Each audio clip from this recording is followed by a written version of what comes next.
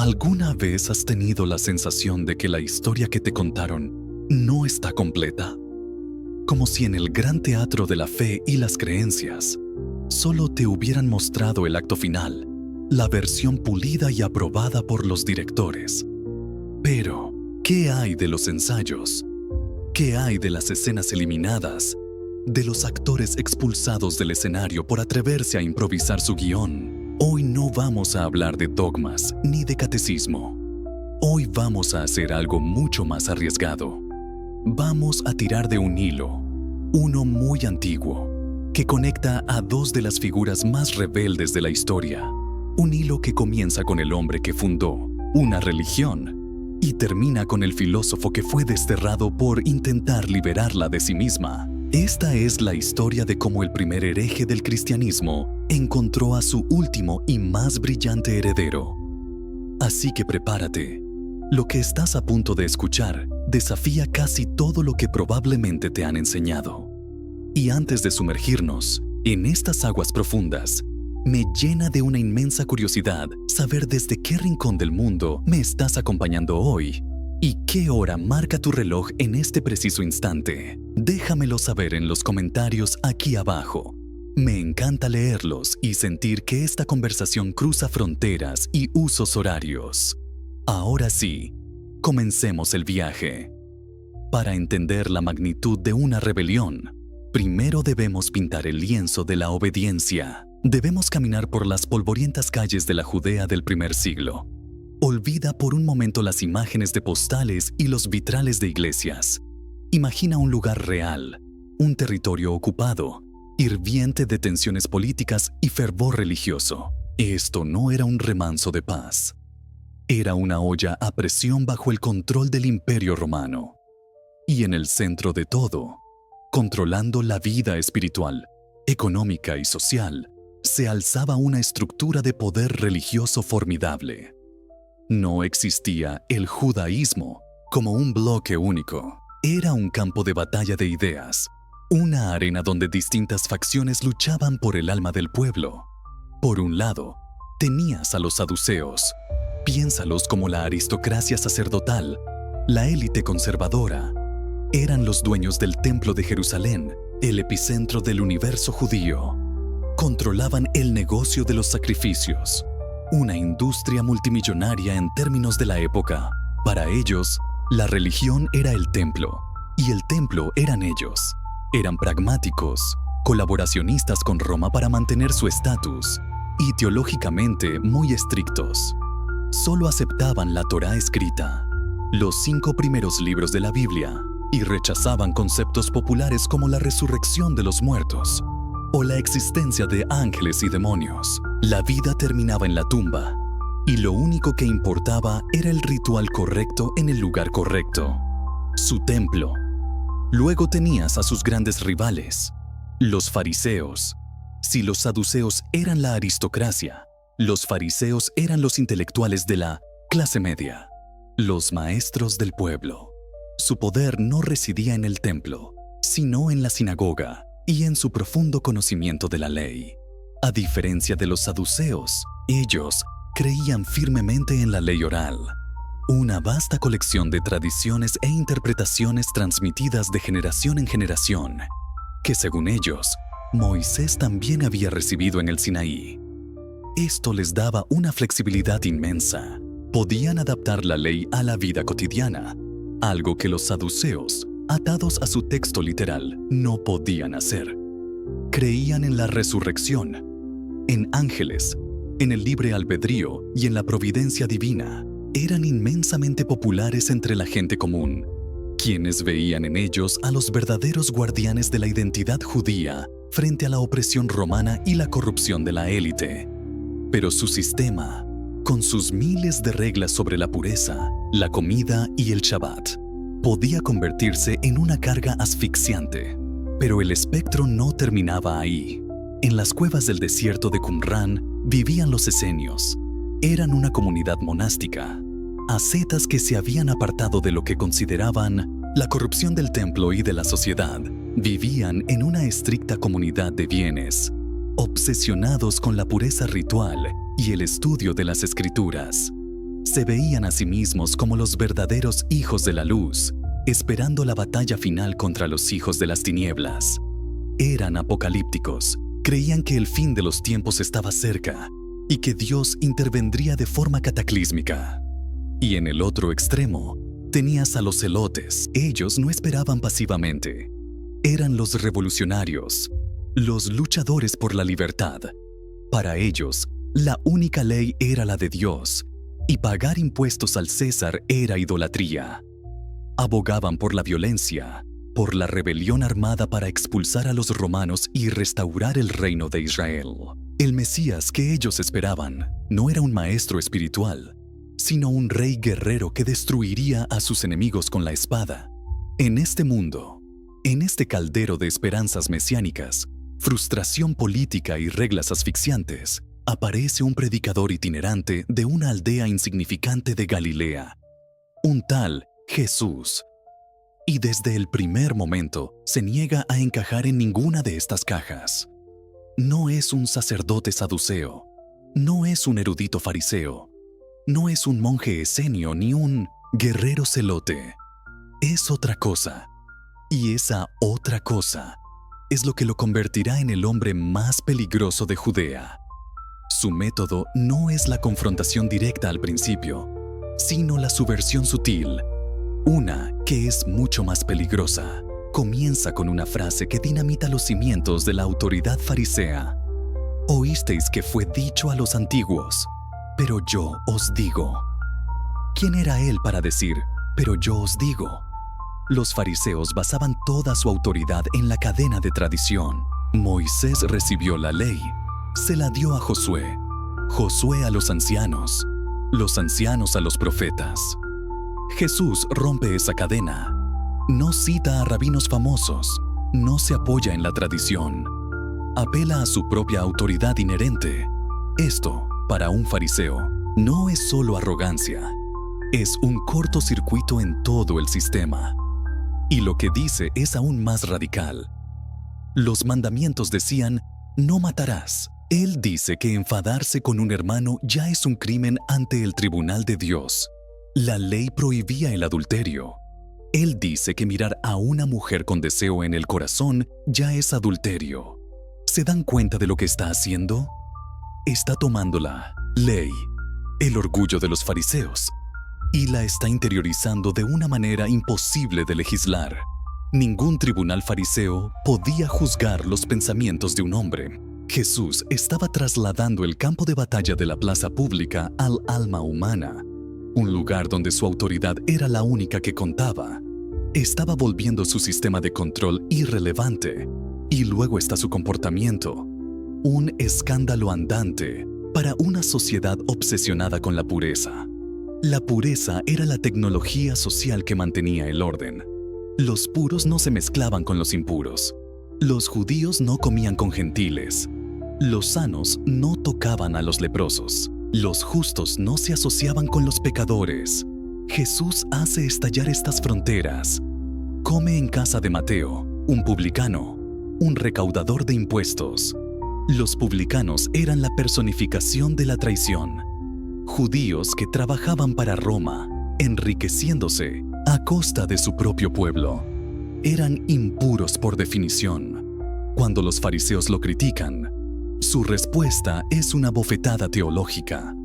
No son los sanos los que necesitan médico, sino los enfermos. No he venido a llamar a justos, sino a pecadores. Con esta simple frase, redefine la misión de Dios. Dios ya no es el exclusivo patrón de los justos y los puros, sino que busca activamente a los marginados, a los perdidos. Toca a los leprosos, devolviéndoles no solo la salud, sino la dignidad y el reingreso a la comunidad. Permite que una mujer considerada pecadora lave sus pies con perfume, defendiéndola de la crítica de sus anfitriones. Para los guardianes de la pureza, esto no era compasión, era contaminación, era invitar al caos a la casa ordenada de Israel.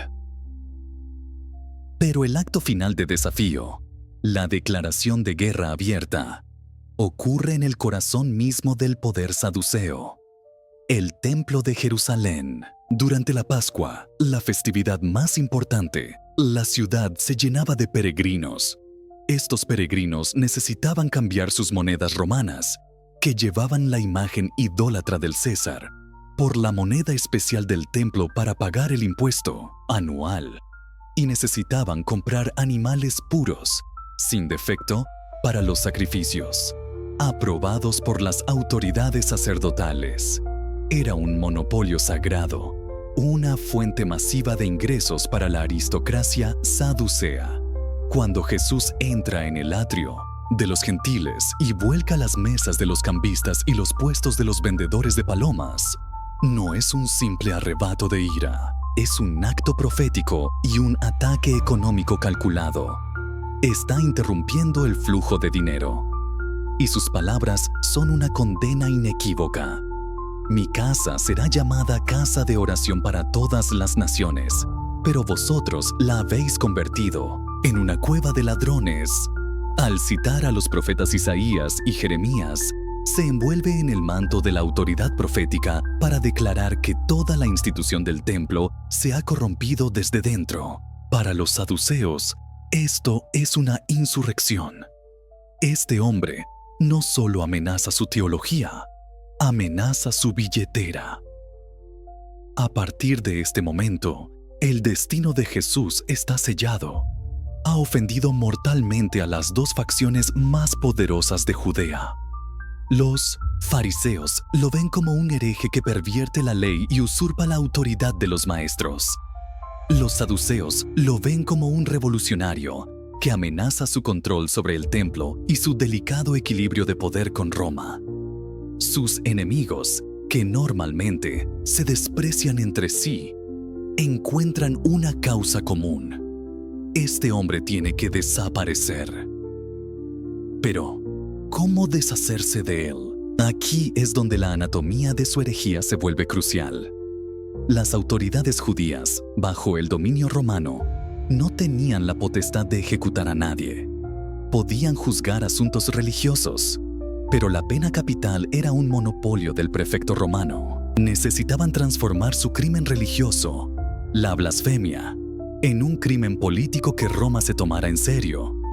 El juicio ante el Sanedrín, el Consejo Supremo Judío, es una escena nocturna y caótica. Lo acusan de amenazar con destruir el templo, pero los testimonios no concuerdan.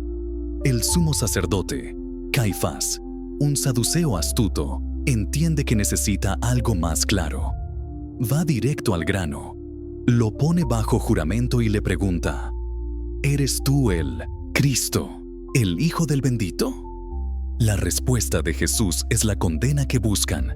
Yo soy, y veréis al Hijo del Hombre sentado a la diestra del poder y viniendo con las nubes del cielo. Analicemos esto. No solo dice sí, usa el título apocalíptico Hijo del Hombre, una figura celestial del libro de Daniel que viene a juzgar al mundo, y afirma que se sentará a la diestra del poder, una forma de evitar decir el nombre de Dios, pero que todos entienden como el lugar de máximo honor y autoridad. Para Caifás, esto es la blasfemia definitiva. Un hombre de Galilea, un laico sin linaje sacerdotal, se está equiparando con Dios mismo. Se rasga las vestiduras, un acto teatral de horror religioso. Hemos oído la blasfemia. ¿Qué necesidad tenemos de más testigos? El veredicto es unánime, es reo de muerte. Pero la blasfemia no es un crimen para Roma. A Poncio Pilato, el prefecto romano, no podría importarle menos las disputas teológicas de los judíos. Pilato es un administrador. Su trabajo es mantener la paz y asegurar que los impuestos fluyan a Roma. Así que la acusación cambia. Cuando llevan a Jesús ante él, no dicen, ha blasfemado. Dicen, hemos hallado que éste pervierte a nuestra nación, prohíbe dar tributo al César y dice que él mismo es el Cristo, un rey. De repente, Jesús ya no es un hereje, es un sedicioso, un insurrecto, un potencial rival del César. Esta es una lengua que Pilato entiende perfectamente. Por eso su pregunta es puramente política. ¿Eres tú el rey de los judeos? La respuesta de Jesús es, de nuevo, evasiva y profunda. Tú lo dices. Y luego, en el Evangelio de Juan, añade la frase que lo separa de todos los demás aspirantes mesiánicos de su tiempo. Mi reino no es de este mundo. Si mi reino fuera de este mundo, mis servidores pelearían para que yo no fuera entregado a los judíos, pero mi reino no es de aquí. Piensa en la confusión que esto genera. Para los celotes, es una traición. ¿Un Mesías que no lucha? Para Pilato, es un enigma. ¿Un rey sin un ejército? ¿Un reino sin territorio? Pilato parece entender que este hombre no es una amenaza militar. Lo ve como un fanático religioso inofensivo. ¿Qué es la verdad? Le pregunta con un cinismo cansado. Intenta liberarlo, pero la élite sacerdotal sabe qué botón apretar. Si liberas a este, no eres amigo del César. Todo el que se hace rey se opone al César. Ahora la amenaza es para Pilato. Si deja ir a un hombre acusado de proclamarse rey, podría llegar un informe a Roma que lo acuse de blando, de inepto, de tolerar la insurrección. Su carrera e incluso su vida estarían en juego. Entre la vida de un predicador galileo y su propia posición, la elección es fácil. Se lava las manos, un gesto simbólico para decir, este no es mi problema, y se los entrega para que sea crucificado. Lo crucifican bajo un letrero, el Titulus Crucis, que Pilato ordena escribir en hebreo, latín y griego para que todos lo entiendan. Jesús de Nazaret, Rey de los judíos.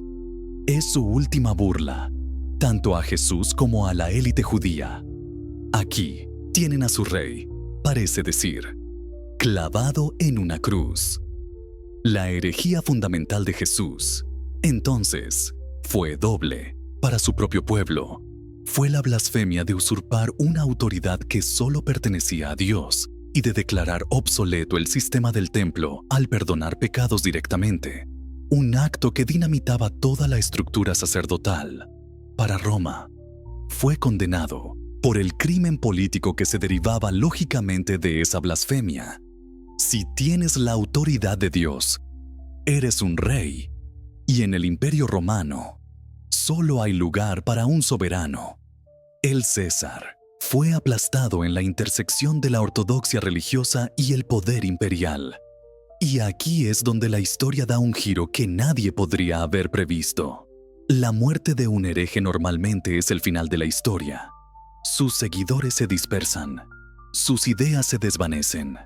Pero algo sucede. Sus discípulos, que habían huido y se habían escondido, de repente emergen con una convicción inquebrantable, proclamando que su maestro no solo había resucitado de entre los muertos, validando así todas sus afirmaciones heréticas, sino que era, de hecho, el Señor del universo. Lo que comenzó como un movimiento de reforma dentro del judaísmo, la herejía de un hombre, se convierte en una nueva fe. El cristianismo nace, pero durante sus primeros 3 siglos es precisamente eso, una secta extraña y perseguida. Para los romanos, eran ateos, porque se negaban a adorar a los dioses del panteón romano, incluido el emperador. Se les acusaba de canibalismo por sus extraños rituales de comer el cuerpo y beber la sangre de su señor. Eran vistos como antisociales, una superstición peligrosa que amenazaba el tejido social del imperio. Sufrieron persecuciones esporádicas pero brutales bajo emperadores como Nerón o Diocleciano. Ser cristiano era arriesgarse a la tortura y a la muerte. La herejía original seguía siendo una herejía a los ojos del mundo. Pero entonces, en el siglo IV, el poder imperial que había ejecutado a Jesús decide adoptarlo. El emperador Constantino, antes de una batalla crucial en el puente Milvio, supuestamente tiene una visión de un símbolo cristiano y oye una voz que dice: Con este signo, vencerás. Gana la batalla. Y aunque el proceso fue gradual, su conversión cambió la historia para siempre. El Edicto de Milán en el 313 d.C. garantiza la libertad de culto, terminando con las persecuciones. Pero esto es solo el principio. La herejía se estaba convirtiendo en la corriente principal. Y con el poder, vinieron los problemas del poder. Ahora que ser cristiano no era peligroso, sino ventajoso, surgieron disputas teológicas feroces que amenazaban con fracturar el imperio. La más importante fue la controversia arriana. Un presbítero de Alejandría llamado Arrio enseñaba algo que a nosotros nos puede parecer sutil, pero que en ese momento era una cuestión de estado. Arrio decía que Jesús, el Hijo, era la primera y más grande creación de Dios Padre, pero no era coeterno con Él. Hubo un tiempo en que el Hijo no existía.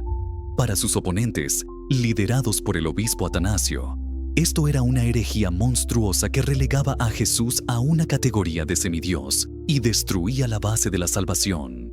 ¿Les suena familiar?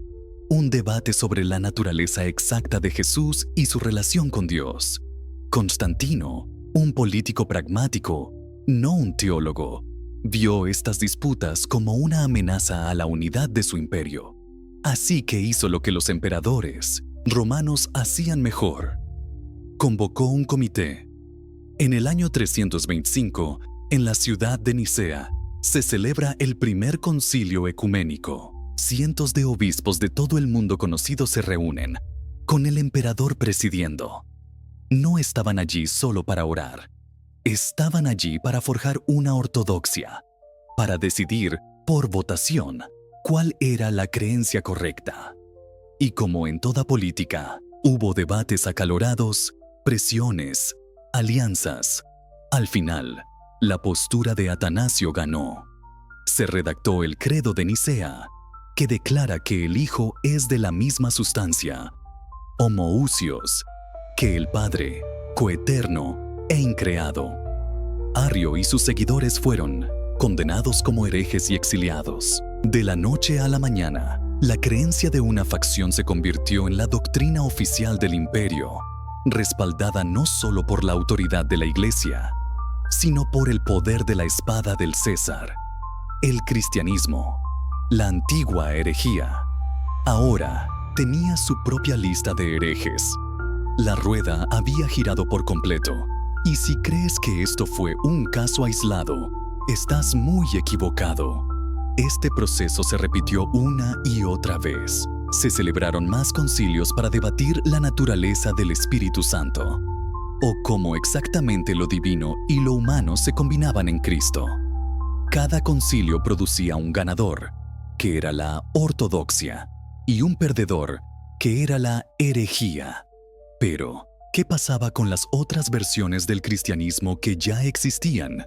Porque existían. En el siglo XX, unos campesinos encontraron en Nag Hammadi, Egipto, una biblioteca entera de textos cristianos antiguos que habían sido enterrados en el siglo IV, probablemente para salvarlos de la destrucción ordenada por la nueva ortodoxia. Estos textos, conocidos como los evangelios gnósticos, pintan un cuadro muy diferente. El Evangelio de Tomás, por ejemplo, es una colección de dichos de Jesús, sin crucifixión ni resurrección, que enfatiza el conocimiento secreto, gnosis, como el camino a la salvación. El Evangelio de Judas retrata a Judas no como un traidor, sino como el discípulo más leal, que ayuda a Jesús a liberar su espíritu de su prisión carnal. ¿Por qué no conoces estos evangelios? Porque fueron declarados heréticos, fueron suprimidos, quemados, eliminados de la historia. La versión del cristianismo que triunfó, la que se alió con el poder de Roma, se aseguró de ser la única versión que sobreviviría. La historia, una vez más, fue escrita por los vencedores. A medida que el Imperio Romano de Occidente se desmoronaba, la única institución que permaneció en pie fue la Iglesia. Heredó la estructura, la lengua y la ley de Roma. Y con ese poder, se volvió aún más rígida en la defensa de su ortodoxia. Durante la Edad Media, la duda no era una opción, era un crimen. La Inquisición se estableció como una policía del pensamiento, un tribunal dedicado a oler, interrogar, torturar y ejecutar a cualquiera que se desviara de la línea oficial. La herejía era una plaga que debía ser erradicada por el fuego. El espíritu de cuestionamiento del hereje original de Galilea había sido sepultado bajo 1000 años de dogmas de hierro. Si estás viendo esto desde tu celular, hay algo que puedes hacer ahora mismo que nos ayuda de una forma que no te imaginas a que este mensaje llegue a más mentes inquietas. Simplemente desliza hacia arriba, busca el botón de like o me gusta y presiónalo con fuerza, como si estuvieras rompiendo un dogma. Es un gesto mínimo que para nosotros significa el mundo y ayuda a que el algoritmo entienda que aquí está pasando algo interesante. Te lo agradezco de corazón, pero ninguna ortodoxia puede durar para siempre. El Renacimiento redescubrió los textos perdidos de los filósofos griegos y romanos, introduciendo nuevas formas de pensar. Y luego, un monje agustino alemán llamado Martín Lutero, atormentado por su propia fe, hizo algo impensable. En 1517, clavó sus 95 tesis en la puerta de una iglesia en Wittenberg, denunciando la corrupción de la iglesia, especialmente la venta de indulgencias. Lutero, a los ojos de Roma, era un hereje tan peligroso como cualquiera antes que él. Pero los tiempos habían cambiado. Gracias a la invención de la imprenta, sus ideas se difundieron por toda Europa en cuestión de semanas, y encontró apoyo en príncipes alemanes que estaban más que felices de usar la teología de Lutero como una excusa para librarse del control político y económico del Papa. La Reforma protestante fracturó la cristiandad occidental para siempre. Pero aquí está la ironía. La Reforma, que comenzó como una protesta herética en nombre de la libertad de conciencia, pronto creó sus propias ortodoxias rígidas. Lutero, Calvino, Zwinglio. Cada reformador estaba convencido de tener la única interpretación correcta de la Biblia.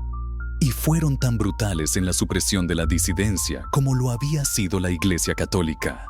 Los anabaptistas, que creían en el bautismo de adultos, fueron perseguidos y ahogados tanto por católicos como por protestantes. La libertad de pensamiento era bienvenida solo hasta que llegabas a una conclusión diferente a la del líder de tu nueva iglesia. Habían reemplazado una ortodoxia por muchas. Sin embargo, esta fractura, esta multiplicación de verdades absolutas, tuvo un efecto secundario no deseado por los reformadores. Creó una grieta. Si antes había una sola verdad incuestionable, ahora había varias, todas reclamando ser la única y verdadera, y todas dispuestas a matarse entre sí para demostrarlo. Para las mentes más agudas de la época, esto llevó a una pregunta inevitable: ¿y si todas están equivocadas? Mientras los teólogos se quemaban en la hoguera por disputas sobre la Eucaristía, otros hombres miraban en una dirección diferente, miraban a los cielos. Copérnico, un clérigo polaco, sugirió que tal vez la Tierra no era el centro del universo. Giordano Bruno, un monje dominico, fue más allá y propuso que el universo era infinito y que podría haber otros mundos habitados por otros seres. Por esta y otras herejías, fue quemado vivo en la hoguera en Roma en el año 1600. Galileo Galilei, con su telescopio, demostró que Copérnico tenía razón y fue forzado por la Inquisición a retractarse bajo amenaza de tortura, pasando el resto de su vida bajo arresto domiciliario. Un nuevo tipo de conflicto estaba naciendo. Ya no era solo una herejía contra otra interpretación de la Biblia. Era una colisión frontal entre la ortodoxia religiosa y un nuevo método para encontrar la verdad: la observación, la experimentación, la razón, la ciencia. El escenario estaba listo. Después de 1600 años de ortodoxia, de dogmas forjados a fuego y de supresión de la duda. El clima intelectual de Europa estaba cargado de una nueva y peligrosa electricidad. Se había abierto un espacio, una grieta en el muro de la certeza. Y en esa grieta, en una comunidad de refugiados en la ciudad más tolerante del mundo, estaba a punto de nacer el hereje más sofisticado, más profundo y más temido de todos. Un hombre que no se contentaría con reinterpretar a Dios, como había hecho Jesús. Un hombre que se atrevería a redefinirlo por completo. Un hombre que recogería el hilo de la herejía original y lo llevaría a su conclusión lógica y aterradora. El heredero estaba esperando. Y si algo de lo que has escuchado hasta ahora te ha hecho pensar, si te ha provocado una sola duda sobre la historia que te contaron, te pido que compartas este video con un amigo. No con cualquiera. Con ese amigo o amiga que sabes que tiene la misma sed, que no se conforma con respuestas fáciles. Ayúdame a esparcir esta forma de ver la realidad. El viaje apenas comienza. Dicen que hay dos maneras de ser engañado. Una es creer lo que no es verdad. La otra es negarse a creer lo que sí lo es. Durante siglos, la historia del pensamiento occidental ha sido cuidadosamente editada, presentada como una progresión lógica de ideas nobles, donde la fe y la razón eventualmente aprenden a convivir. Pero eso es un cuento de hadas. La historia real es mucho más sangrienta, más visceral. Es una historia de persecución, de exilio y de ideas tan peligrosas que sus autores fueron silenciados, borrados, maldecidos, con la esperanza de que el olvido los devorara. En nuestro encuentro anterior, dejamos el escenario listo. Vimos cómo la herejía de un predicador galileo fue transformada en una ortodoxia imperial, y cómo esa ortodoxia, a su vez, pasó 1600 años cazando a sus propios herejes. Dejamos una grieta en el muro de la certeza, una grieta abierta por la reforma y ensanchada por la nueva ciencia. Hoy vamos a atravesar esa grieta. Hoy vamos a conocer al hombre que vivió en esa fisura y la convirtió en un abismo. Un hombre que recogió el testigo de la rebelión y lo llevó a un lugar a donde nadie, ni siquiera el hereje original, se había atrevido a ir. Esta no es solo la historia de un filósofo. Es la historia del arma intelectual más potente jamás, creada contra el miedo y la superstición. Y es una historia que, les advierto, una vez escuchada, no puede ser olvidada. Antes de dar el primer paso en este terreno sagrado y prohibido, permítanme una pequeña curiosidad personal. ¿Desde qué ciudad, desde qué país me están acompañando en este viaje? ¿Y qué hora es en su mundo mientras estas palabras llegan a ustedes? Me conmueve profundamente imaginar esta red invisible de mentes que nos une a través de la geografía y el tiempo. Compártanlo en los comentarios. Me da un ancla en la realidad mientras nos preparamos para despegar de ella. Nuestro viaje nos lleva a la Holanda del siglo XVII. La Edad de Oro neerlandesa. Imaginen un lugar que parece una anomalía en la historia. Mientras el resto de Europa sigue inmersa en guerras de religión, tiranía monárquica y ortodoxias asfixiantes, las Provincias Unidas son un hervidero de comercio, arte, ciencia y una tolerancia casi impensable. Es el mundo de Rembrandt, de Vermeer, de los grandes barcos de la Compañía de las Indias Orientales que traen riquezas de todo el planeta. Ámsterdam es el centro financiero del mundo, una metrópolis bulliciosa y cosmopolita, donde el dinero parece hablar más alto que Dios. Y por eso mismo, se convierte en un imán para los refugiados, hugonotes franceses que huyen de la persecución católica, protestantes ingleses que escapan de los Estuardo y, sobre todo, judíos, particularmente judíos sefardíes, cuyos ancestros habían sido expulsados de España en 1492 y de Portugal poco después. Estos No eran judíos cualesquiera. Eran los descendientes de una de las culturas más sofisticadas de la Edad Media. Una cultura que había dado al mundo a gigantes como Maimónides. Muchos de ellos eran conversos o marranos, familias que habían sido forzadas a convertirse al catolicismo bajo la amenaza de la Inquisición, pero que habían seguido practicando su judaísmo en secreto durante generaciones, viviendo una doble vida aterradora. Para estas familias, llegar a Ámsterdam era como salir de una mazmorra a la luz del sol. Por primera vez en siglos, podían volver a ser abiertamente judíos. Podían construir sinagogas, practicar sus ritos, educar a sus hijos en su fe, sin miedo a ser delatados y quemados en la hoguera. Construyeron una comunidad próspera y orgullosa, la comunidad portuguesa, que rápidamente se convirtió en un centro neurálgico del comercio y las finanzas de la ciudad. Pero esta libertad tenía un precio, y sus límites eran muros invisibles pero muy reales. La tolerancia de los holandeses, mayoritariamente calvinistas, no era un cheque en blanco, era condicional.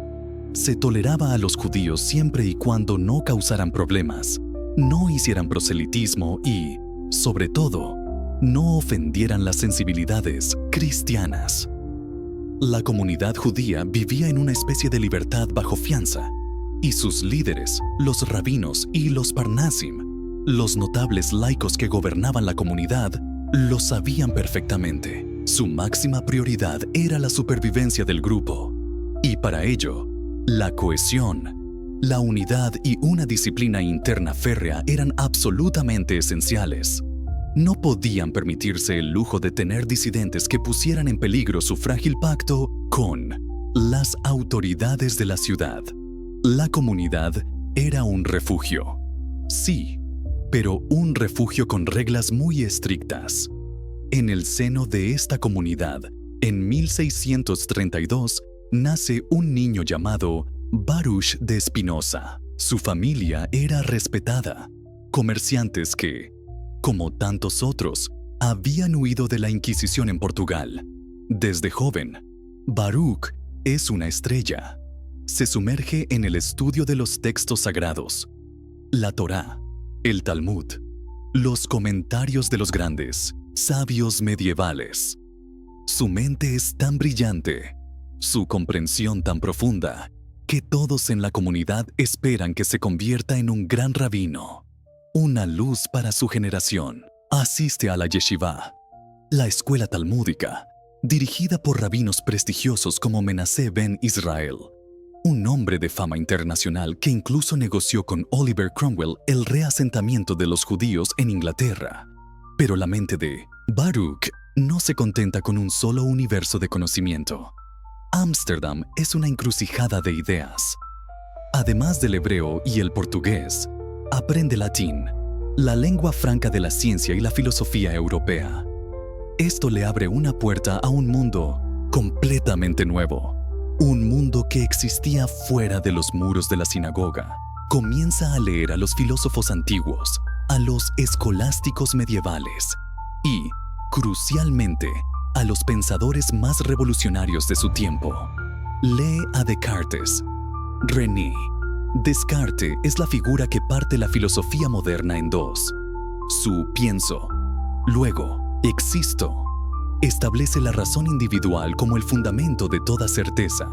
Su visión del universo como una gran máquina, gobernada por leyes matemáticas, fascina a Spinoza. Pero Descartes había creado un problema. Había dividido la realidad en dos sustancias completamente diferentes: la materia, el cuerpo, el mundo físico, y el pensamiento, la mente, el alma. Pero ¿cómo interactuaban estas dos sustancias? ¿Cómo podía una mente inmaterial mover un cuerpo material? Descartes nunca resolvió este problema mente-cuerpo de forma convincente. La mente de Spinoza, con su ansia de unidad y coherencia lógica, no podía aceptar esta dualidad. Mientras se sumerge en la filosofía, también empieza a mirar los textos sagrados con otros ojos, con los ojos de un racionalista. y empieza a hacer preguntas. Preguntas incómodas. Preguntas peligrosas.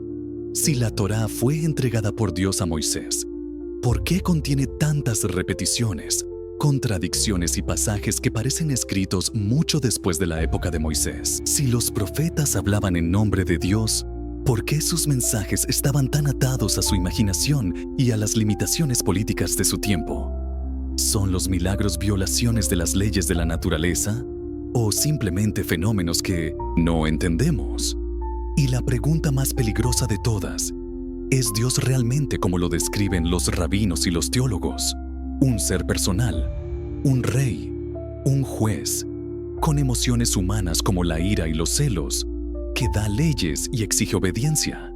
Estas dudas no se quedan en su cabeza. Las discute, forma un pequeño círculo de amigos, librepensadores, muchos de ellos cristianos disidentes, con quienes debate estas ideas radicales. Las noticias de sus opiniones heterodoxas empiezan a filtrarse en la comunidad judía.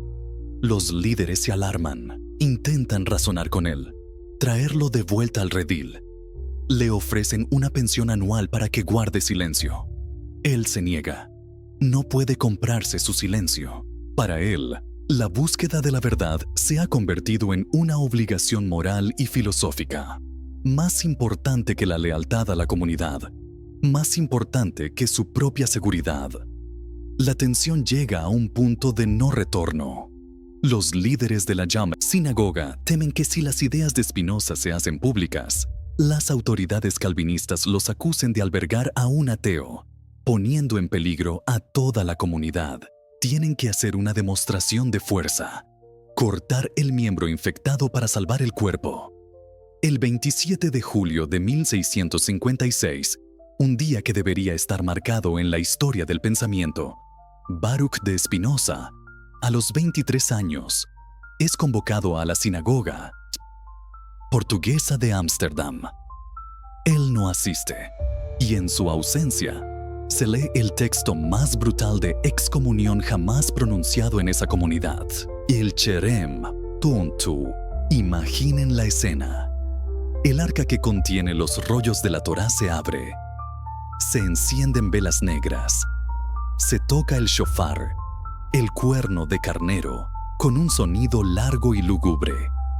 Y el rabino lee la maldición. Con el juicio de los ángeles y la sentencia de los santos, excomulgamos, execramos, maldecimos y expulsamos a Baruch de Spinoza. Que sea maldito de día y maldito de noche. Que sea maldito al acostarse y maldito al levantarse. Maldito al entrar y maldito al salir. Quiera el Señor no perdonarlo nunca y borrar su nombre de debajo de los cielos. Y ordenamos que nadie se comunique con él oralmente o por escrito. Que nadie le preste ningún favor. Que nadie permanezca bajo el mismo techo que él. Que nadie se acerque a menos de 4 codos de él. Y que nadie lea ningún tratado compuesto o escrito por él. Esto no era una simple expulsión. Era un asesinato civil. De un solo golpe, Spinoza fue despojado de su familia, de sus amigos, de su pueblo, de su herencia. Se convirtió en un paria, un apestado.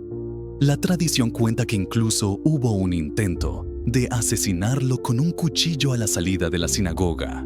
Se convirtió en un hombre sin tribu, pero en ese acto de expulsión, sus enemigos, sin saberlo, le dieron el regalo más grande: la libertad absoluta. Liberado de toda obligación comunitaria, de toda lealtad tribal, ahora podía dedicarse por completo a su única pasión: seguir la razón hasta sus últimas consecuencias. Adoptó el nombre latino de Benedictus, el bendito, una ironía suprema para el hombre más maldecido de su tiempo, y se ganó la vida con un oficio humilde pero simbólico: pulir lentes. Mientras sus manos pulían el cristal para ayudar a otros a ver el mundo físico con más claridad, su mente pulía las ideas para ayudar a la humanidad a ver la realidad con una claridad sin precedentes. Pero ¿Cuáles eran esas prácticas y opiniones abominables que le valieron una condena tan total? ¿Qué era tan terrible en su pensamiento que una comunidad de víctimas de la intolerancia se sintió obligada a cometer su propio acto de intolerancia brutal? Aquí es donde entramos en el corazón de su filosofía. Aquí es donde nos enfrentamos a las ideas que hicieron temblar los cimientos de la religión, la política y la moral occidental. La herejía de Spinoza no es una simple desviación de la doctrina, es una demolición completa del edificio teológico tradicional, tanto judío como cristiano, y la carga de dinamita principal, la idea de la que todo lo demás se deriva, es su concepción de Dios. Olviden todo lo que les han enseñado. Olviden al Dios personal, al Padre, al Rey, al legislador, al juez que se sienta en un trono celestial y observa el mundo desde fuera. Spinoza argumenta que esta es una imagen infantil, una proyección de nuestras propias estructuras políticas y familiares sobre el infinito. El Dios de Spinoza no es un ser, es el ser. No es una entidad que existe junto a otras. Es la única entidad que existe. Su famosa y escandalosa fórmula es Deus sive natura, Dios o la naturaleza. No son dos cosas distintas. Son dos nombres para la misma y única realidad. ¿Qué significa esto? Significa que todo lo que existe es en Dios. El universo no es una creación de Dios, es la expresión de Dios. Cada galaxia, cada estrella, cada árbol, cada animal, cada uno de nosotros, no estamos separados de Dios. Somos modos, modificaciones, afecciones de la única sustancia infinita que es Dios, naturaleza.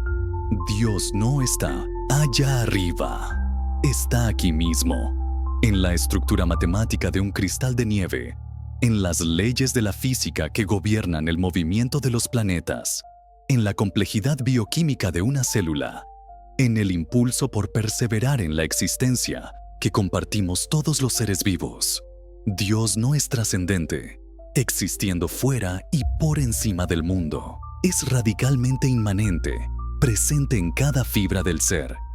¿Pueden siquiera imaginar el terremoto mental que estas palabras provocaban en un mundo construido sobre la obediencia a un Dios personal? Si Dios es la naturaleza, entonces no tiene voluntad en el sentido humano. No tiene planes, no tiene propósitos, no da órdenes. La naturaleza simplemente es, y opera según sus propias leyes necesarias e inmutables. Rezarle a Dios para que cambie el curso de los acontecimientos, para que llueva o para que sane a un enfermo, es, desde la perspectiva de Spinoza, tan absurdo como rezarle al triángulo para que la suma de sus ángulos no sea 180 grados. Es pedirle a Dios que actúe en contra de su propia naturaleza, lo cual es una contradicción lógica. Esto nos lleva directamente a su segunda gran herejía, la negación de los milagros. En la teología tradicional, los milagros son la prueba del poder de Dios, su capacidad para suspender las leyes de la naturaleza. Para Spinoza, un milagro no solo es imposible, sino que sería una prueba de la impotencia de Dios, no de su poder. Un Dios que necesitara violar sus propias leyes demostraría que sus leyes originales eran imperfectas. El verdadero milagro, la verdadera manifestación del poder y la perfección de Dios, es precisamente el orden eterno e inmutable de la naturaleza. Lo que llamamos milagro es simplemente un evento cuya causa natural aún no hemos comprendido. Es un refugio de la ignorancia. Y si Dios es la naturaleza y no tiene voluntad ni planes, ¿qué pasa con la idea de que somos el pueblo elegido o que la historia humana es un drama divino de salvación? Todo se derrumba. La teleología, la idea de que las cosas existen para un propósito final, los ojos para ver, la lluvia para que crezcan las plantas, es una ilusión, un prejuicio humano. Proyectamos nuestros propios deseos y propósitos en la naturaleza. y creemos que son de ella. La naturaleza, dice Spinoza, no actúa con un fin. Simplemente existe y actúa por la necesidad de su propia esencia. No hay un plan divino. El universo no gira en torno a nosotros. Somos una parte minúscula, aunque consciente, de un todo infinito. Si estás viendo esto desde tu celular y tu mente está empezando a sentir el vértigo de estas ideas, hazme un favor. Es algo que ayuda muchísimo a que este mensaje se propague. Simplemente desliza hacia arriba, busca ese pulgar hacia arriba y dale hype al video. Es un pequeño gesto que le dice al algoritmo que aquí se está discutiendo algo importante y ayuda a que llegue a más gente que, como tú, no se conforma con respuestas simples. Gracias por ese apoyo.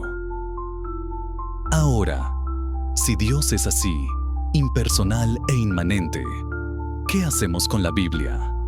El libro que se presenta como la palabra revelada de ese Dios personal. Aquí es donde Spinoza se convierte en uno de los padres fundadores de la crítica bíblica moderna. En su obra más famosa publicada en vida, el Tratado Teológico Político, que publicó anónimamente para evitar la persecución, somete a la Biblia al mismo análisis racional que aplicaría a cualquier otro texto antiguo. Su conclusión es devastadora para la ortodoxia. Spinoza argumenta que la Biblia no fue dictada por Dios. Fue escrita por seres humanos a lo largo de muchos siglos. No es un libro de ciencia ni de metafísica. Es un libro que refleja las opiniones, los prejuicios y las condiciones políticas de sus autores. Los profetas no eran metafísicos con un conocimiento privilegiado de la naturaleza de Dios. Eran hombres con una imaginación excepcionalmente vívida y una fuerte convicción moral que expresaban sus ideas en un lenguaje que su pueblo pudiera entender.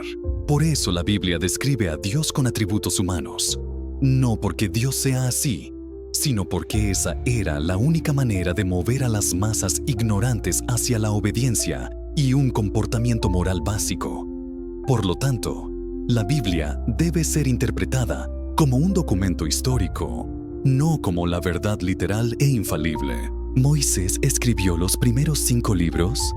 Imposible, dice Spinoza, ya que en ellos se narra su propia muerte. El propósito de la Biblia, argumenta, no es enseñar la verdad filosófica sobre Dios y el universo. Su verdadero y único mensaje, una vez que se despoja de todas las capas de historia y superstición, es muy simple: amar a Dios y practicar la justicia y la caridad con el prójimo. Todo lo demás, rituales, ceremonias, dogmas teológicos, es secundario y a menudo un obstáculo. Y esto conduce a la demolición del último pilar, la moralidad tradicional y la promesa de una vida futura. Si Dios no es un juez que recompensa y castiga, ¿qué pasa con el cielo y el infierno? Son ficciones, dice Spinoza, herramientas de control social inventadas por los teólogos para asustar a la gente y obligarla a obedecer. No hay una inmortalidad personal, no hay una conciencia individual que sobreviva a la muerte del cuerpo. Nuestro cuerpo es un modo del atributo divino de la extensión, la materia, y nuestra mente es un modo del atributo divino del pensamiento. Cuando el cuerpo muere y se disuelve, la mente individual, que es la idea de ese cuerpo, también deja de existir como tal. ¿Significa esto que todo termina? No exactamente. Para Spinoza, lo que es eterno en nosotros no es nuestra personalidad, sino nuestra parte racional.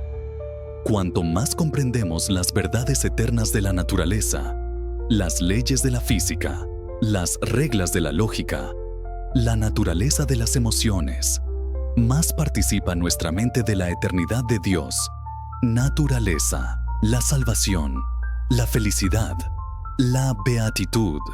No es una recompensa en otra vida. Es un estado que se alcanza aquí y ahora, a través del conocimiento. Es la paz y la libertad que se obtienen al comprender nuestro lugar en el universo. Al liberarnos, de las pasiones destructivas como el odio, la envidia y el miedo, que surgen todas de la ignorancia. La virtud no es un medio para obtener una recompensa. La virtud es su propia recompensa. Ser bueno es ser feliz, y ser feliz es ser libre. Deus sive natura. La negación de los milagros y el propósito divino. La Biblia como un texto humano. La inmortalidad personal como una ilusión. La salvación a través de la razón, no de la fe. Este es el cóctel de herejías que hizo de Spinoza el hombre más vilipendiado de su siglo. Para muchos, era simplemente un ateo disfrazado. Pero él nunca se consideró ateo. Al contrario, se consideraba el único verdadero creyente. No negaba a Dios. Lo afirmaba en todas las cosas. Era, como dijo un poeta, un hombre embriagado de Dios. Y aquí, en la cima de su demolición filosófica, Spinoza hace algo extraordinario. Se da la vuelta y mira hacia atrás, a la historia de la religión que acaba de deconstruir, y en medio de los escombros de la superstición, encuentra una figura que, según él, había entendido todo esto, o al menos su esencia moral, mejor que nadie. Una figura a la que salva de la quema. Esa figura es Jesús de Nazaret. En su tratado teológico político, la misma obra donde desmantela la autoridad divina de la Biblia, Spinoza dedica un capítulo entero a analizar la figura de Cristo. Y el retrato que pinta es fascinante y, por supuesto, profundamente herético desde la perspectiva cristiana tradicional. Spinoza desprecia la teología que las iglesias construyeron alrededor de Jesús. Rechaza el dogma de la encarnación como algo absurdo, pero eleva a Jesús, el hombre, a un estatus único, por encima de todos los demás profetas. ¿Por qué? Porque, según Spinoza, Jesús no conoció a Dios a través de la imaginación, como los profetas del Antiguo Testamento que necesitaban visiones, sueños y voces. Jesús percibió la verdad de Dios directamente, mente a mente. No era Dios encarnado, pero la sabiduría de Dios, que para Spinoza es otro nombre para la comprensión filosófica verdadera, se manifestó en él de la manera más perfecta posible en un ser humano. Jesús no era un mensajero que oía la voz de Dios. Su mente era la manifestación misma de la voz de Dios en el plano ético. Para Spinoza, Jesús no era un mago que hacía milagros para impresionar a las masas. Las historias de milagros eran adaptaciones, concesiones a la mentalidad ignorante de la gente de su tiempo. La verdadera misión de Jesús era filosófica. Era enseñar la ley universal de Dios, que, como ya hemos visto, para Spinoza se reduce a un único precepto: el amor al prójimo. Jesús, argumenta Spinoza, comprendió que la verdadera religión no consiste en ceremonias, sacrificios o la observancia de leyes rituales, sino en la práctica de la justicia y la caridad. Vean la conexión tan poderosa que establece.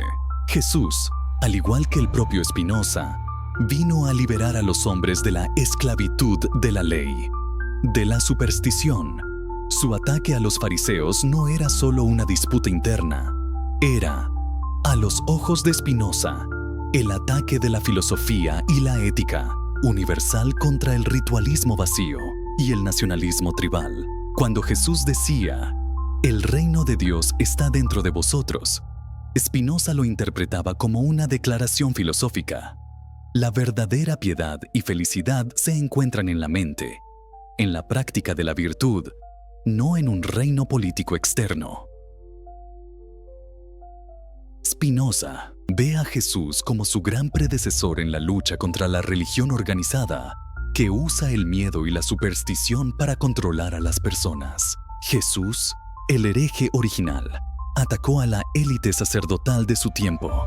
Spinoza, el heredero, ataca a los rabinos y teólogos del suyo. Ambos identifican al mismo enemigo: la teología que se convierte en una jaula para el espíritu humano. Ambos proponen la misma solución: una religión interior, universal, basada en la razón y el amor, accesible a todos sin necesidad de mediadores. Por supuesto, Spinoza está reinterpretando a Jesús a través del lente de su propio sistema filosófico. No le interesa el Jesús histórico en un sentido moderno. Le interesa el Jesús filósofo, un símbolo de su propio ideal. Lo convierte en el Cristo de los filósofos, despojándolo de todo lo sobrenatural y reteniéndolo como el maestro supremo de la vida ética. Es una jugada de ajedrez brillante y audaz. Por un lado, le permite usar la figura más sagrada de la cultura occidental para validar su propia filosofía. Por otro, muestra una profunda afinidad con el espíritu rebelde y antiinstitucional del predicador de Galilea.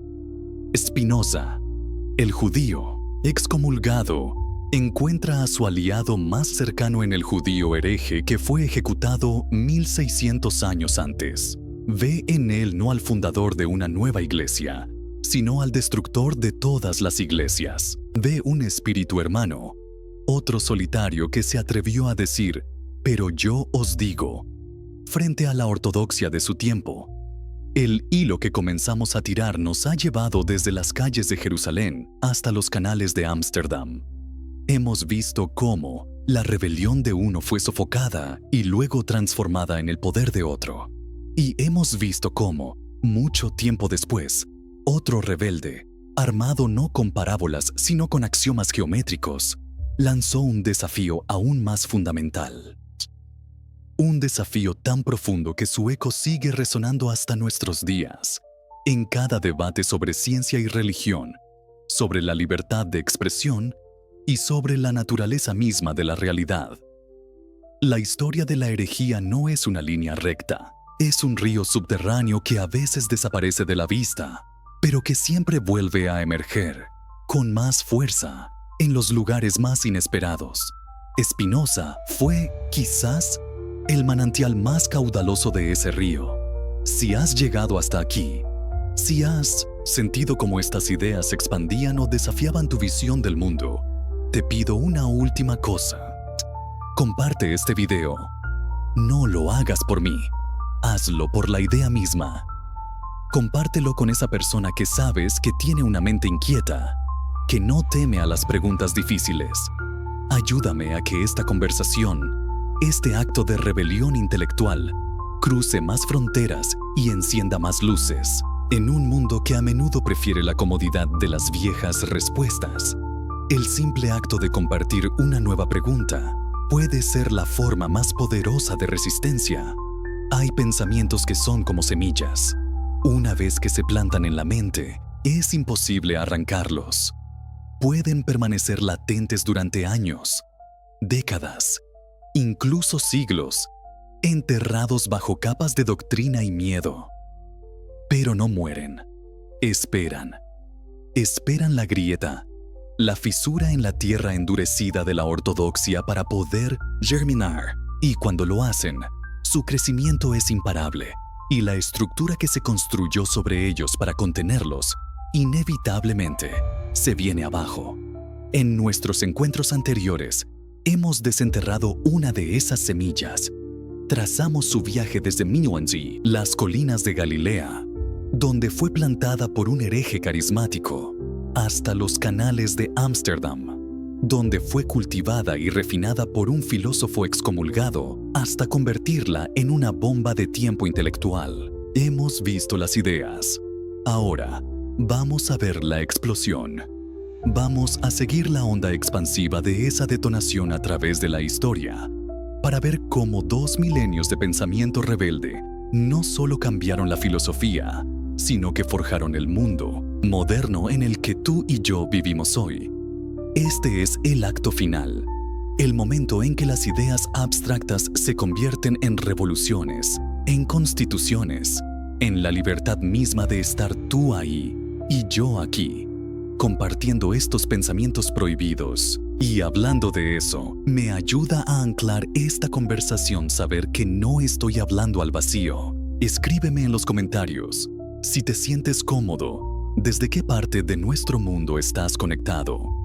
¿Y en qué momento de tu día o de tu noche te encuentras? Es un recordatorio de que esta semilla ya ha germinado en todos los rincones del planeta. Ahora, veamos qué fue lo que creció. El punto de ignición.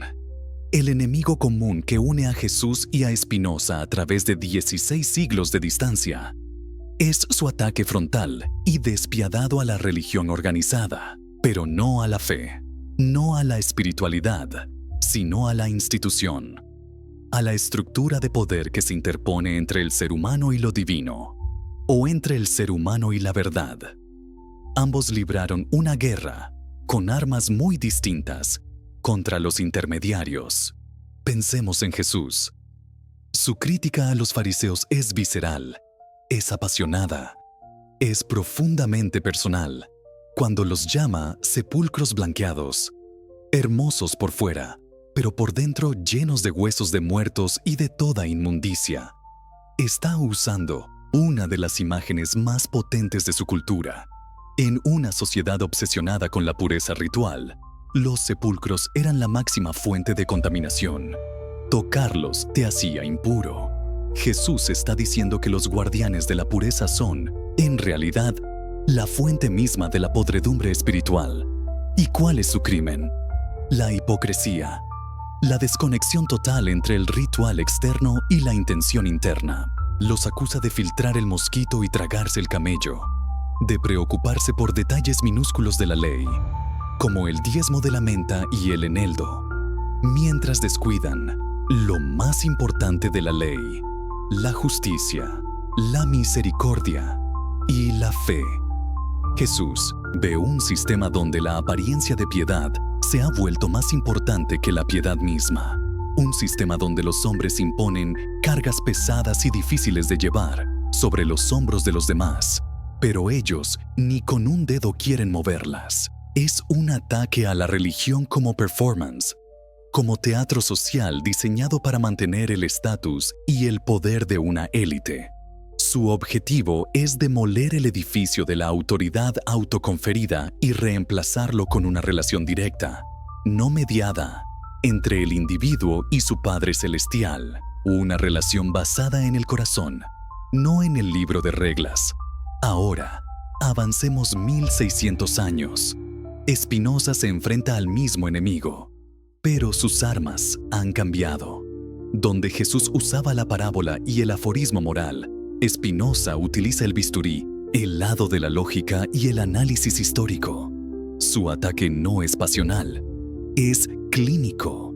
En su tratado teológico-político, no llama hipócritas a los rabinos y teólogos. Hace algo mucho peor: los desnuda, expone su método y revela su función como meros instrumentos de control político. Spinoza argumenta que la religión organizada, tanto la judía como la cristiana, ha secuestrado la simple enseñanza ética del amor y la justicia y la ha recubierto con capas y capas de dogmas filosóficamente absurdos y ceremonias supersticiosas. ¿Y con qué propósito? Para mantener a las masas en un estado de perpetua infancia mental, para gobernar a través del miedo, el miedo al castigo divino, la esperanza infantil de una recompensa celestial. Dice Spinoza que si la gente actuara, guiada por la razón, no necesitaría este aparato de miedo y esperanza. Pero como la mayoría de la gente es esclava de sus pasiones, los teólogos han creado un sistema que manipula esas pasiones para asegurar la obediencia. La teología se convierte, en manos de Spinoza, en una sofisticada técnica de ingeniería pansocial. Los dogmas incomprensibles no están ahí para ser entendidos, sino para ser creídos. La fe ya no es confianza, sino sumisión intelectual. Los rituales no conectan con lo divino, sino que refuerzan la identidad tribal y la autoridad del clero. ¿Se dan cuenta de la radicalidad de este análisis? Spinoza está diciendo que la religión organizada no es una búsqueda de la verdad, sino una barrera contra ella, que su función no es liberar, sino esclavizar. Jesús denuncia la hipocresía de los intermediarios. Spinoza analiza la función sociopolítica de la intermediación misma. Jesús dice: ustedes no son tan santos como parecen. Spinoza dice: su concepto mismo de santidad es una herramienta para el control. Ambos llegan a la misma conclusión. La verdad, ya sea el amor de Dios o la comprensión racional de la naturaleza, no necesita guardianes. Pero, ¿es que acaso la verdad necesita protectores armados? ¿O son los guardianes los que necesitan que la verdad esté prisionera para justificar su propia existencia? Esta idea, la eliminación del intermediario, es el núcleo de la herencia que conecta a estos dos herejes. Es un llamado a la autonomía espiritual e intelectual. Y es una idea tan potente, tan liberadora, que una vez que Spinoza la articula de forma filosófica, se convierte en la mecha que encenderá la hoguera de las viejas certezas de Europa. Pero, ¿cómo se propagó este fuego? Los libros de Spinoza fueron inmediatamente prohibidos. Su tratado teológico-político fue publicado anónimamente y su obra maestra, La ética demostrada según el orden geométrico, no se atrevió a publicarla en vida. Fue impresa por sus amigos justo después de su muerte en 1677 y casi de inmediato fue incluida en todos los índices de libros prohibidos. Llamar a alguien espinosista en el siglo XVII y principios del XVIII era como llamarlo terrorista. Era el ateo por antonomasia, el monstruo filosófico. Sin embargo, las ideas prohibidas tienen un atractivo especial. Sus libros se convirtieron en contrabando intelectual. Circulaban en secreto, en copias manuscritas o en ediciones clandestinas, leídos a puerta cerrada por los espíritus más audaces de la época. Filósofos como Pierre Bayle, en su influyente diccionario histórico y crítico, dedicaron un larguísimo artículo a Spinoza, donde, bajo la apariencia de refutarlo, exponían sus ideas con tanto detalle que sirvió para difundirlas por toda Europa. John Locke, el padre del liberalismo inglés, ciertamente lo leyó, y aunque nunca lo admitió públicamente, la crítica de Spinoza a la religión revelada resuena en sus propios escritos sobre la tolerancia. El legado de Spinoza se convirtió en un río subterráneo. Pocos se atrevían a beber de él abiertamente, pero sus aguas nutrían las raíces de un movimiento que estaba a punto de estallar en la superficie. La Ilustración. La Ilustración, el siglo de las luces, fue el momento en que la herencia de Spinoza se encontró con un público dispuesto a escuchar. Filósofos como Voltaire, Diderot, Montesquieu, Rousseau lanzaron un asalto total contra lo que llamaron l'infâme, lo infame, la superstición, el fanatismo y la tiranía de la Iglesia y el Estado. Su grito de guerra era «Sapere aude», «Atrévete a saber», una frase de Horacio que Kant convirtió en el lema de la época. Es un llamado a que cada individuo use su propia razón, sin someterse a la tutela de ninguna autoridad. ¿No les suena familiar? Es el eco de la autonomía espinosista. Muchos de los ilustrados franceses eran deístas. Creían en un Dios creador, un gran arquitecto que había diseñado el universo máquina y le había dado cuerda, pero que no intervenía en los asuntos humanos. Este deísmo era, en muchos casos, un spinozismo para cobardes. Era una forma de deshacerse del Dios personal, de los milagros y de la revelación de la Biblia, sin dar el último paso aterrador de identificar a Dios con la naturaleza misma. Voltaire, el rey de la Ilustración, tenía una relación de amor-odio con Spinoza. Le aterraba su supuesto ateísmo, pero utilizó sin piedad la crítica bíblica espinosista para ridiculizar las historias del Antiguo Testamento. La gran arma de la Ilustración francesa fue la Encyclopédie, la enciclopedia, dirigida por Diderot y d'Alembert. Su objetivo era compilar todo el conocimiento humano, pero desde una perspectiva secular y racional. fue un acto de guerra cultural. Al explicar el mundo sin recurrir a Dios, estaban haciendo a Dios irrelevante. Estaban llevando a cabo el proyecto de Spinoza a una escala monumental. Y de las ideas se pasó a la acción. Al otro lado del Atlántico, un grupo de colonos, profundamente influenciados por estas ideas ilustradas, decidió hacer algo sin precedentes: crear una nación.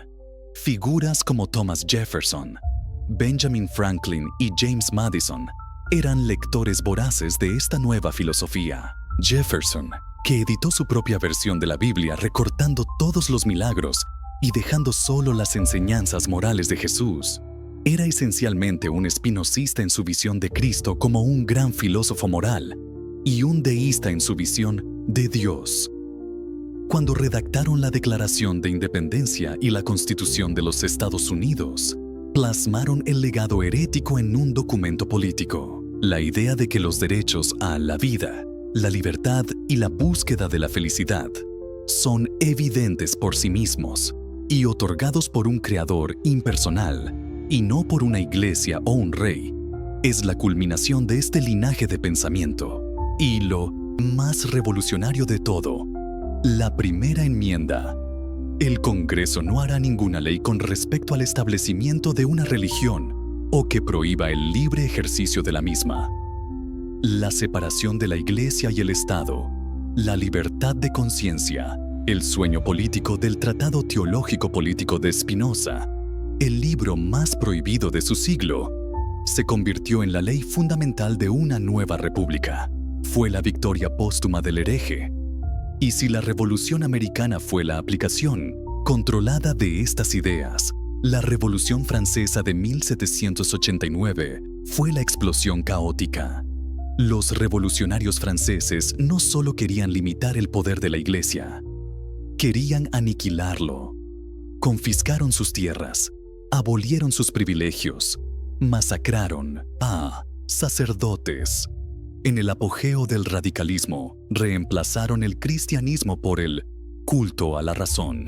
En una ceremonia increíble, entraron en la Catedral de Notre Dame, la despojaron de sus símbolos cristianos y entronizaron a una actriz en el altar como la diosa de la razón.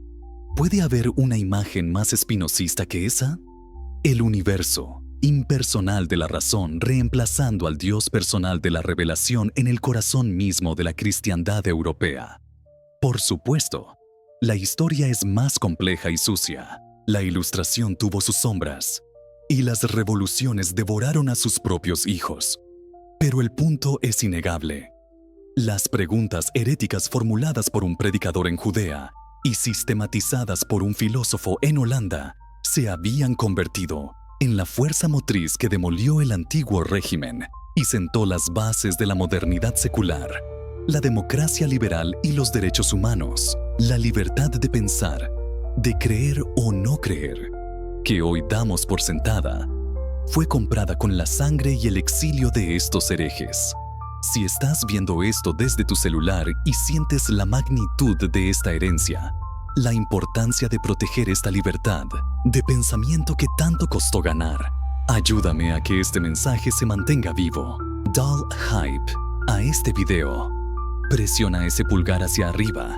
Cada interacción es un pequeño acto de afirmación de que la razón y el cuestionamiento importan. Es una forma de decir gracias a esos gigantes sobre cuyos hombros nos paramos. Te lo agradezco infinitamente. Y así llegamos a nuestro tiempo. ¿Terminó la historia aquí? ¿Es Spinoza el último heredero? ¿El punto final de esta trayectoria? No, él no es el final. Él es un nuevo comienzo. Él es el que abrió la puerta de par en par. Y después de él, la herejía se diversificó, se expandió, se volvió aún más radical. En el siglo XIX, Charles Darwin, un naturalista inglés, le dio al Deus sive natura de Spinoza un mecanismo. La selección natural mostró cómo la complejidad de la vida podía surgir sin un diseñador, sin un propósito, a través de leyes naturales impersonales. La evolución fue la prueba biológica de la visión de Spinoza, y el impacto fue, de nuevo, un terremoto. En el siglo XX, Albert Einstein, quien a menudo hablaba de su admiración por Spinoza, revolucionó nuestra comprensión del universo. Cuando le preguntaron si creía en Dios, respondió: "Creo en el Dios de Spinoza, que se revela en la armonía ordenada de lo que existe, no en un Dios que se preocupa por el destino y las acciones de los seres humanos". El científico más grande de la era moderna encontró su credo espiritual en la filosofía del hereje del siglo XVII. El legado de la herejía de Jesús y Spinoza no es una doctrina, es una actitud. Es la valentía de cuestionar la autoridad, ya sea religiosa, política o científica. Es la insistencia en que la verdad no es propiedad de ninguna institución. Es la confianza en la capacidad del individuo para encontrar su propio camino, ya sea a través de la fe interior o de la razón rigurosa. Hoy, los herejes quizás no son quemados en la hoguera, al menos no en muchas partes del mundo, pero todavía existen. Son los científicos que desafían los paradigmas dominantes, los artistas que rompen los tabúes sociales, los activistas que exponen las mentiras del poder, los ciudadanos que se niegan a aceptar el "así son las cosas" como respuesta. La herejía sigue siendo el motor del cambio, sigue siendo la fuerza que nos empuja hacia adelante. Y esto nos lleva a la conclusión final. A ti. Hemos recorrido 2000 años de historia. Hemos seguido el rastro de una idea peligrosa, desde su nacimiento hasta su madurez. Hemos visto cómo el cuestionamiento de un hombre se convirtió en la filosofía de otro, y cómo esa filosofía ayudó a liberar a un continente y a dar forma a nuestro mundo. De un predicador en los márgenes del Imperio Romano a un pulidor de lentes en el corazón de la Europa moderna, la lección es la misma. El progreso humano, sea espiritual, social o científico, depende de aquellos que se atreven a pensar de manera diferente. Jesús y Spinoza, tan distintos en su lenguaje y su método, estaban unidos por una convicción fundamental: que los seres humanos merecen ser libres, libres de la tiranía política, libres de la superstición que paraliza, libres del miedo, libres para buscar la verdad y vivir de acuerdo a ella. Quizás, entonces, la mayor traición a su legado no es dudar de sus respuestas, sino dejar de hacer nuestras propias preguntas. Quizás, la verdadera herejía, la única imperdonable, es la pereza mental, la sumisión voluntaria, la decisión de entregar nuestra razón a otros. Spinoza no fue el último heredero. Él fue quien nos pasó la antorcha a todos nosotros. La herencia no está en sus libros, está en el acto de leerlos críticamente. La herencia no es una conclusión, es una invitación perpetua a continuar la búsqueda. Así que te pregunto, ¿qué vas a hacer con esta herencia? ¿Qué ortodoxias en tu propia vida, en tu propia sociedad, necesitan ser cuestionadas? ¿Qué sepulcros blanqueados necesitan ser expuestos? ¿Qué ídolos necesitan ser derribados? Si este largo viaje ha significado algo para ti, si ha plantado una de esas semillas de las que hablamos al principio, te pido una última cosa. Comparte este conocimiento, no como un dogma, sino como una pregunta. Envíale este video a ese amigo, a esa amiga que sabes que tiene hambre de entender, que no se conforma. Ayúdame a esparcir, no una nueva verdad, sino el coraje de buscar la propia, porque la verdadera realidad no es algo que se encuentra, es algo que se construye, pregunta a pregunta. Gracias por acompañarme hasta el final de este camino. Ha sido un privilegio compartirlo contigo. La búsqueda continúa.